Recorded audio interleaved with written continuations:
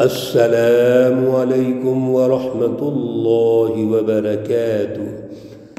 اعوذ باللہ من الشیطان الرجیم، بسم اللہ الرحمن الرحیم۔ ترجی من تشاء منہن وتؤوي إليك من تشاء ومن ابتغيت ممن عزلت فلا جناح عليك، صدق الله العلي العظيم۔ اللهم صل على سيدنا ومولانا محمد النبي الأمي وعلى آلہ واصحابہ وبارک وسلم وصل علیہ۔ معزز سامعین و سامعات، سورۃ الاحزاب پارہ نمبر 22 آیات مقدسہ نمبر 51 اور 52 ہے۔ اللہ رب العزت ان آیات کا فہم اور شعور عطا فرمائے اور عمل کی توفیق اور صلاحیت عطا فرمائے۔ گزشتہ درس میں اور اس سے بھی پیوستہ درس میں رسول اللہ صلی اللہ علیہ وسلم کے عنوان سے کچھ احکامات اور پھر آپ صلی اللہ علیہ وسلم کے ذریعے سے ہماری تربیت، خاندانوں کی تربیت، خاندانی نظم و نسق، ڈسپلن، آئین اور قانون اللہ ارشاد فرما رہے ہیں۔ اصل میں یہ ہماری تربیت ہے۔ اللہ رب العزت کا یہ طریقہ کار ہے کہ اللہ اپنے نبیوں کو مثالیں بناتے ہیں، ان کے ذریعے سے ہمیں رہنمائی ارشاد فرماتے ہیں۔ ایسے واقعات درپیش آتے ہیں جو اللہ کے نبیوں کے ساتھ ہوتے ہیں، رسول اللہ صلی اللہ علیہ وسلم کے ساتھ ہیں، لیکن سمجھایا اصل میں امت کو جا رہا ہے۔ رسول اللہ صلی اللہ علیہ وسلم کی جو ازواج 9 بیویاں ہیں، یہ پہلے بھی عرض کیا گیا تھا۔ اصل میں اس کا مقصد، جو سب سے بڑا مقصد تھا، وہ تربیت تھا، وہ انسانیت کی تربیت ہے، مسلمان سچی جماعت کی تربیت ہے۔ حالانکہ اگر آپ غور کیجئے تو رسول اللہ صلی اللہ علیہ وسلم کی جو شادی ہے، پہلی شادی، وہ آپ کی 25 سال کی عمر میں ہوتی ہے، اور جن سے شادی ہو رہی ہے ام المومنین حضرت خدیجہ الکبریٰ رضی اللہ تعالی عنہا، ان کی عمر 40 سال ہے۔ اور رسول اللہ صلی اللہ علیہ وسلم جب شادی کرتے ہیں تو پہلے وہ 2 دفعہ بیوہ ہو چکی ہیں، بیوہ خاتون سے شادی کرتے ہیں، اور شادی کے بعد جو جوانی کا آپ کا دور ہے، آپ صلی اللہ علیہ وسلم اسی شادی میں گزارا کرتے ہیں، اور پھر 40 سال کی عمر میں آپ کو نبوت ملتی ہے۔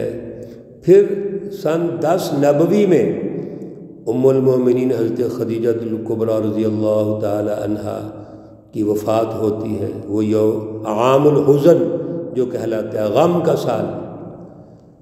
آپ صلی اللہ علیہ وسلم کو بڑا صدمہ ہوا، تو آپ نے اور کوئی شادی نہیں کی۔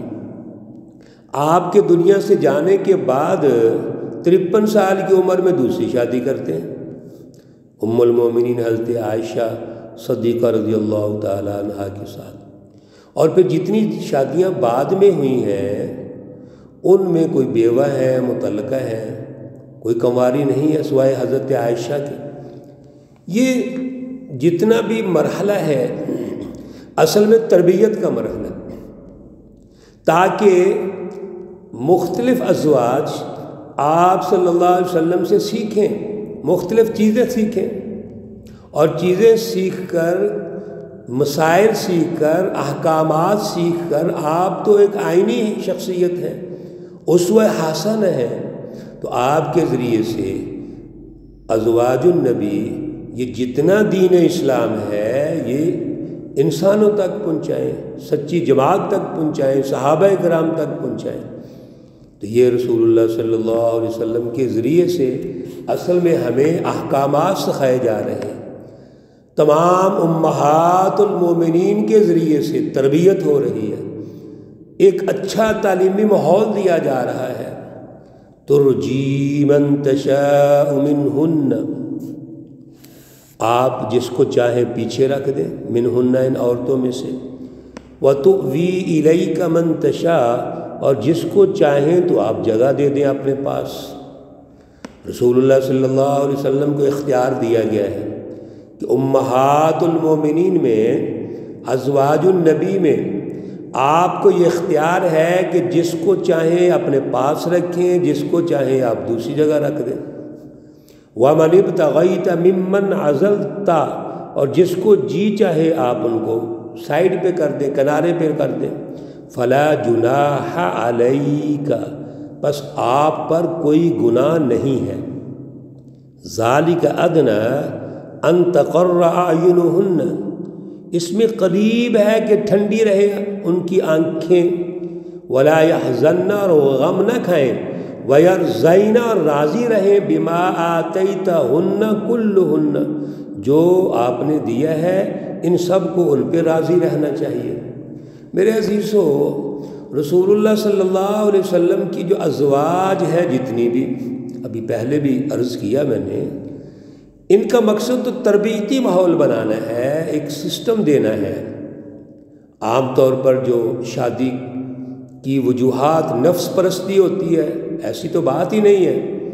آپ صلی اللہ علیہ وسلم تو اپنی جوانی میں ایک بیوہ سے شادی کرتے ہیں اور ان کی وفات تک دوسری شادی نہیں کرتے۔ تو اس کا مطلب ہے کہ رسول اللہ صلی اللہ علیہ وسلم میں جو ضبط ہے، آپ صلی اللہ علیہ وسلم کے اندر اللہ نے ایک رسول ہونے کے اعتبار سے، اللہ کے نبی ہونے کے اعتبار سے، اور روحانیت کے غلبے کے اعتبار سے جو ضبط رکھا ہوا ہے وہ تو بہت اعلیٰ ہے۔ حالانکہ حدیث پاک میں آتا ہے کہ آپ صلی اللہ علیہ وسلم کی جو جسمانی قوت اللہ نے آپ کو عطا کی ہے وہ اہل جنت میں سے 40 مردوں کے برابر ہے، جس میں سے ایک مرد کی جو قوت ہے 100 کے برابر ہے۔ تو اس کا مطلب ہے کہ آپ صلی اللہ علیہ وسلم تو 4000 مردوں کی طاقت رکھتے ہیں، تو پھر آپ کی 4000 بیویاں ہونی چاہیے؟ ایسی بات نہیں ہے۔ آپ کا اعلیٰ ضبط ہے، اللہ سے آپ کا تعلق ہے، اور ازواج کا مقصد تربیت ہے، ماحول دینا ہے۔ آج جتنا دین اسلام ہم تک پہنچا ہے، خصوصاً آپ کی خلوت ہے، آپ کی خاندانی زندگی ہے، سفر کی زندگی ہے، اور سفر میں بھی آپ کی بیویاں آپ کے ساتھ ہوتی تھیں، تو یہ تمام تر جو مسائل ہیں ہم تک پہنچ رہے ہیں وہ امہات المومنین کے ذریعے سے پہنچ رہے ہیں۔ اس لیے آپ کا ضبط نفس اعلیٰ درجے کا ہے، آپ کی روحانیت اعلیٰ درجے کی ہے۔ تو رسول اللہ صلی اللہ علیہ وسلم نے چونکہ سفر حضر میں جانا ہے، آپ نے غزوات کرنے ہیں، آپ کی جو زندگی ہے وہ تو ماڈل ہے، تو آپ کو یہ اجازت دے دی گئی کہ آپ اپنی بیویوں میں سے جس کو چاہیں ساتھ رکھیں۔ کیوں؟ ممکن ہے کہ ایک بیوی زیادہ سمجھنے والی ہے اور زیادہ دلچسپی رکھتی ہے مسائل کے اندر، تو آپ اس کو زیادہ ٹائم دینا چاہیں، لیکن اس کے باوجود آپ صلی اللہ علیہ وسلم نے کبھی بھی بیویوں میں فرق نہیں کیا، بلکہ بیلنس رکھا، عدل رکھا۔ ساری ازواج کی باریاں مقرر کی ہوئی تھی۔ آخر میں حضرت سودا رضی اللہ تعالی عنہ جب بڑھاپے کو پہنچتی ہے تو انہوں نے اپنی باری حضرت عائشہ کو دے دی کہ آپ میری باری کے دن حضرت عائشہ کے پاس جا سکتے ہیں، رہ سکتے ہیں، قیام فرما سکتے ہیں۔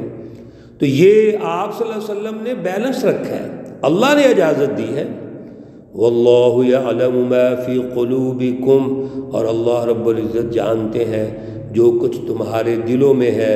وَكَانَ اللَّهُ عَلِيمًا حَلِيمًا، اور اللہ رب العزت سب کچھ جانتے ہیں، بردبار ہیں، تحمل والے ہیں۔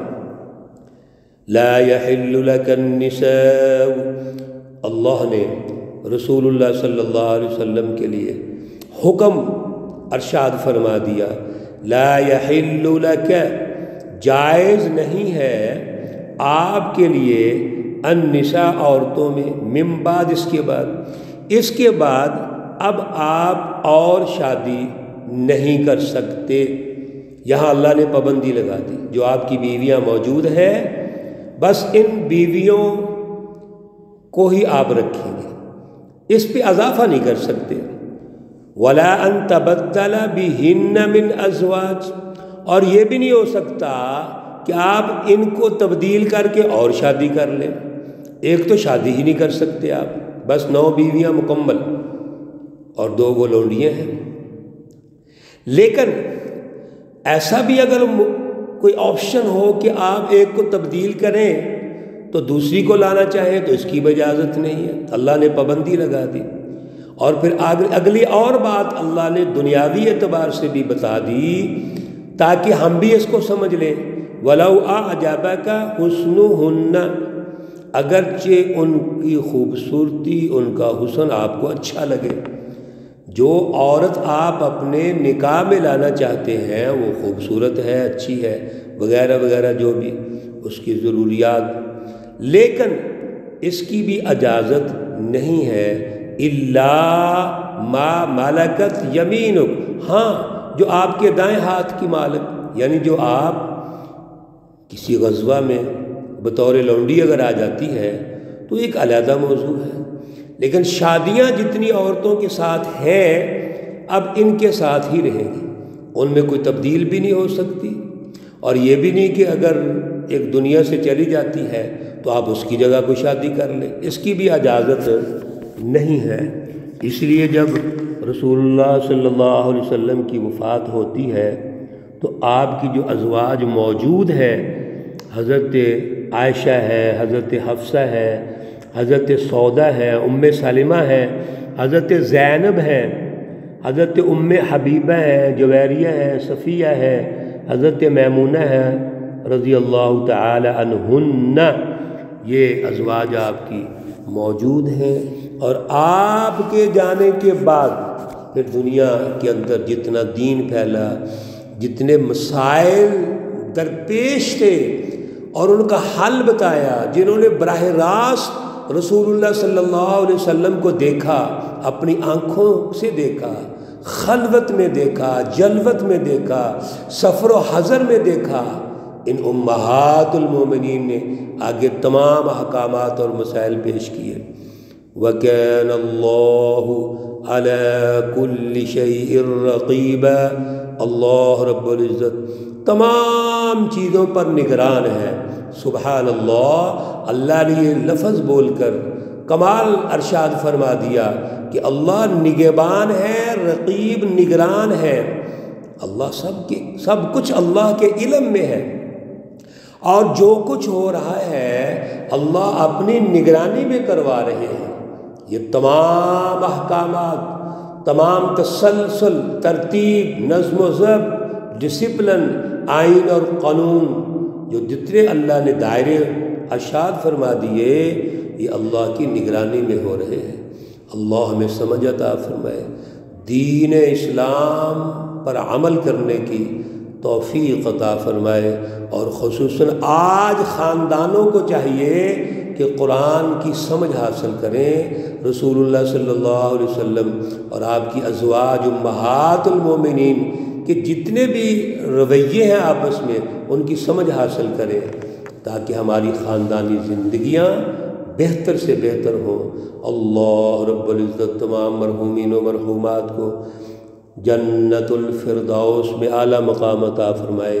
اللہ رب العزت تمام بیماروں کو شفائے کاملہ عاجلہ مستمرہ عطا فرمائے۔